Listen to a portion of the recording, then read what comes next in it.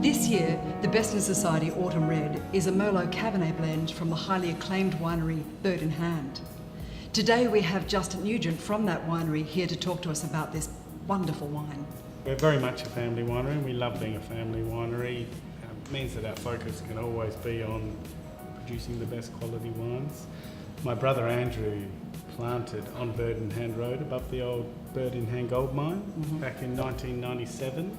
What we love about the Adelaide Hills is it's only 40 minutes from the city, and you can get up and try a wide range of sparkling white and red wines. And this partnership is one between Ian McKenzie and Kim Milne, who Ian was Kim's original boss. So it's nice to be reuniting a partnership, and Kim's now gone on to become Master of Wine and our chief winemaker, travelling the world, consulting globally on wine styles. It is this Bordeaux blend, and the idea was to create a special wine at our Bird in Hand standard that was a Merlot predominant blend. Fantastic. And it's come from amazing parcels of fruit. The Merlot from 2012 has already been given 95 points from James Halliday. Oh gosh. And it's a wonderfully velvet soft wine, and look, the finish is lasting and lasting, and you've got different